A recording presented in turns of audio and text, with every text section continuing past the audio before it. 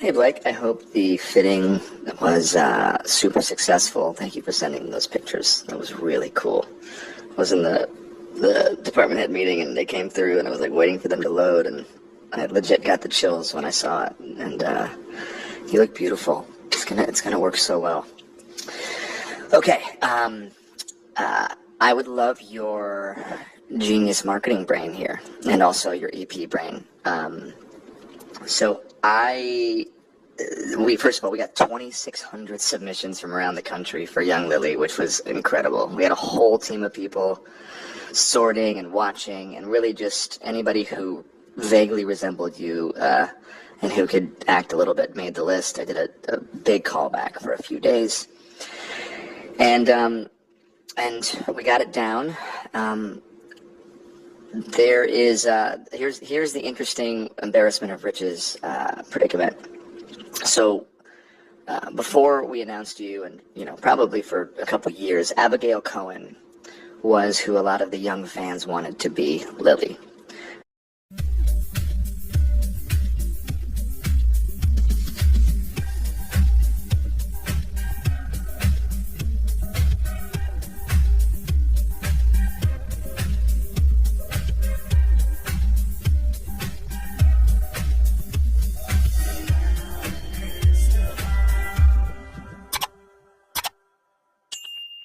Hi besties, welcome back to my channel. So let's talk for a second because Blake Lively was really on board with Mr. Baldoni. And then suddenly in April, she decides that he's an idiot and she doesn't like him. Why? Why did she send text messages to Taylor Swift calling him a doofus and he thinks he's a writer now? Why would she say such things? I thought they had this collaborative relationship where they were just good friends. Remember when she sent him the voice memo and she called him a friend? Well, it turns out that Justin didn't get back to her immediately after she sent him pages of the rooftop scene, which she said was written by her, which we now know were not written by her. And because he didn't respond immediately and because he didn't enthusiastically go bananas for her, this is what sent her and Ryan spiraling. This is what I would call an ego bruise. Egos being bruised, egos being injured, and then suddenly everything changed. And we also have another audio clip of him talking to her about the casting of Young Lily and whether or not they should cast Abigail Cohen, who was the fan pick and favorite of who people wanted to play Lily. She's a young actress. She's known for playing Dorcas in Chilling Adventures of Sabrina and Bloom. It's Netflix live adaptation of Winx Club, and it's called Fate, the Winx Saga. She's 27 years old. She's got a bunch of films under her name. She's a very talented young actress, but according to Justin, looked nothing like Blake. So I want to start with the audio of him talking to her about the rooftop scene. I'll read to you then how she characterized this to her bestie, Taylor Swift, and then I'll play for you the Isabel. Hey, sorry, I couldn't get my voice memo to work. Hi, sorry I haven't responded. Believe it or not, I took 24 hours to be a normal person. One of my best friends just happened to be in town right as my family was leaving, and he actually showed up. I picked him up at the airport as I was saying bye, and we spent the day and night together and went and saw Seinfeld and distracted me because I was sad as shit yesterday. And then we spent the day together, and I was just with Hassan Minhaj, who was going to play Marshall, and we were all just hanging out, and it's nice to be normal for a second and not just obsessed with our movie. But yes, so I apologize for not getting back to you. I did read them, and I laughed, and I just want to say, first of all, I'm appreciative of your passion and the process and your ideas and the spirit of collaboration. And I know for a fact, like I just feel it in my bones, just how excited I am to work with you just as a creative. Because you give a shit. And that's so fucking cool. And you're smart, and you're funny, and you're all the things, and you're clearly a great writer. And so all in all, I just wanted to start with that. I think that it's really good. I laughed. My gut tells me it's going to be a combination of this, and we're going to find it, and what was there. I want to be mindful to not add too much in terms of page count, because it was already like a 10 or 11 page scene. But what I like about it is the banter and the wittiness, and I can see, I was smiling as I was reading, because I can see you, and I know exactly what you want to do and what you're trying to do, and I want that for Lily. I want Lily to have that, because I think it makes it that much more powerful to see that woman, not just some 22-year-old, fresh out of college, but to see that woman end up in this relationship. So I'm just excited to workshop it and play around and to find it, and I think we're going to find it together. And I'll loop in Christy, who's my writer, and she asked on April 8th if she could send him her pass at the rooftop scene. She wanted to show him a different side of Lily that included banter and ball busting, never with teeth, all of those things. And she wanted Lily to be playful, and she wanted to show that, like, she had her own agency, all of those things.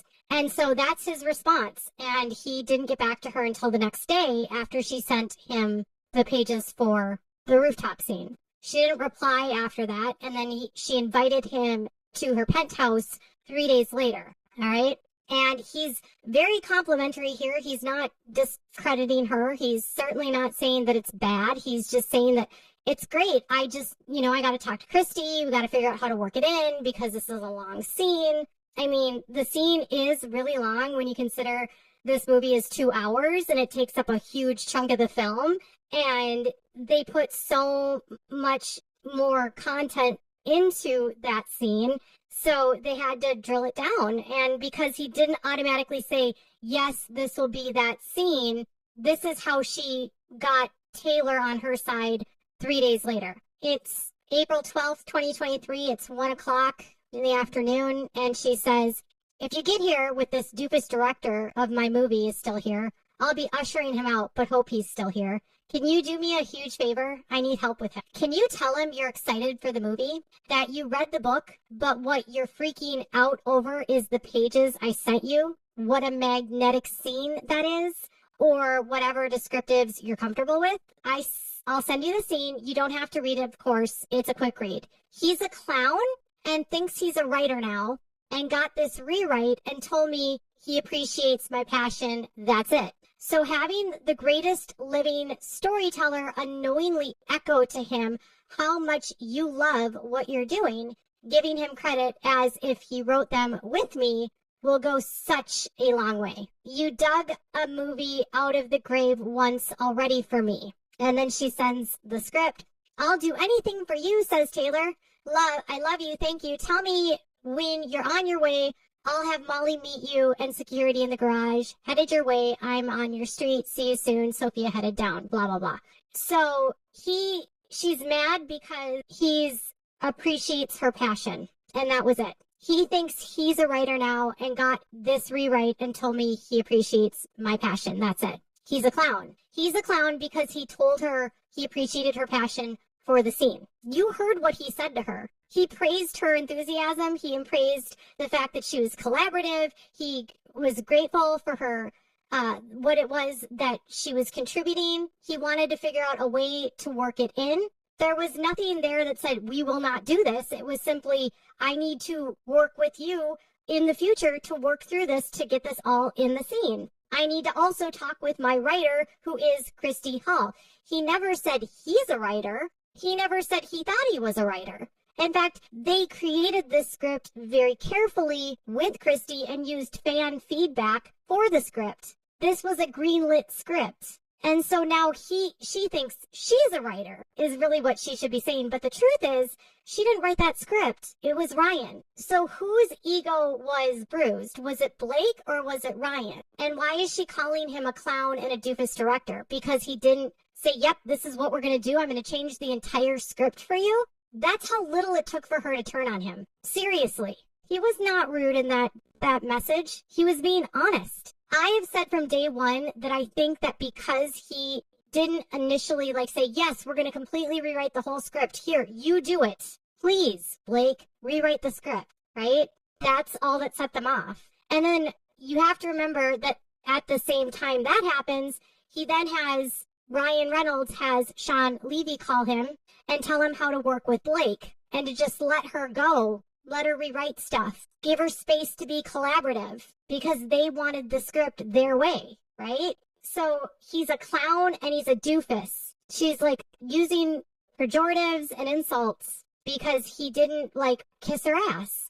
I don't know if that's really Blake that feels that or if it's Ryan. And it's hard to read all of these texts because I don't know if Blake's the one texting Taylor or if it's Ryan. I don't know if Ryan's the one drafting these texts. I know a lot of people think that a lot of this is Ryan. I don't know. But it's clear that she was upset or Ryan was upset that they didn't bow down and kiss their feet and kiss the ring. So that's literally all it took. And then after that, she's, praising Taylor for lying to him and, making stuff up and thank you so much after she, essentially makes you were so especially heroic today. I recapped every moment to Ryan. I kept remembering stuff. You making shit up about me and lenses and referring to yourself as my doll. This clown falling for all of it, but also resisting it. You are the world's greatest friend ever. I won the lottery. And then she is mad that he just didn't like her script. So suddenly that small bit of I not kissing your ass turns into his entire brand is disassembling toxic masculinity. He monetizes it. He does TED Talks, but says that to you, not only is it rude, but it's so untrue. The thing that enraged me is you are an absolute league of your own in being both the most popular artist alive and one of the all-time, but also the most respected and awarded. Popularity doesn't normally coincide with laurels. I've been raging ever since, even though I know it's all comes from what you said perfectly. He just so wants to be in the room, but has to act like he doesn't. You know what it is wild is that Blake really has this overinflated sense of Taylor Swift. Because of how they talk about her in this, I was like, is she really the most awarded songwriter and, musician? Is she really like the most praised? Is she really the genius storyteller? And the answer is like, no. Taylor Swift has done very well. She has 14 Grammys. Beyonce has 35 Grammys. Beyonce. And Beyonce also writes her music too. Lady Gaga has 16 Grammys. Kendrick Lamar has 22 Grammys. Jay-Z has 25 Grammys. There are a lot of artists that have more Grammys and have had more success than Taylor. Madonna has sold way more albums than Taylor Swift. Whitney Houston has sold way more albums than Taylor Swift. Mariah Carey. I think she lives in a bubble where she thinks that Taylor is like a goddess, and I think Taylor believes she's a god. I don't know. It's very wild. And that's not to discredit what Taylor has accomplished. It's just when you start looking at everyone else in the field, she's great, but she's not the best, right? Okay. So she's mad that he doesn't know who Taylor is, and she's mad that he didn't enthusiastically want her script changes and incorporate them immediately. That's all it took, you guys. That's it. Now, this other bit of a voice memo was sent around the same time, and it has to do with casting. And if you recall, Blake told the PGA that she was heavily involved in the casting of young Lily. But according to this voice memo by Justin, they did a lot of work before even telling or providing options to Blake as their candidates for young Lily. Check this out. Hey Blake, I hope the fitting was super successful. Thank you for sending those pictures. That was really cool.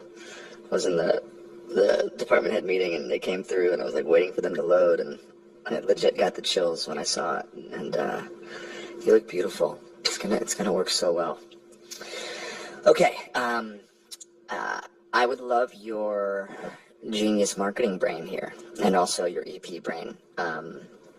So I first of all, we got 2,600 submissions from around the country for Young Lily, which was incredible. We had a whole team of people sorting and watching, and really just anybody who vaguely resembled you and who could act a little bit made the list. I did a big callback for a few days, and we got it down. Here's the interesting embarrassment of riches predicament. So before we announced you, and probably for a couple of years, Abigail Cohen was who a lot of the young fans wanted to be Lily.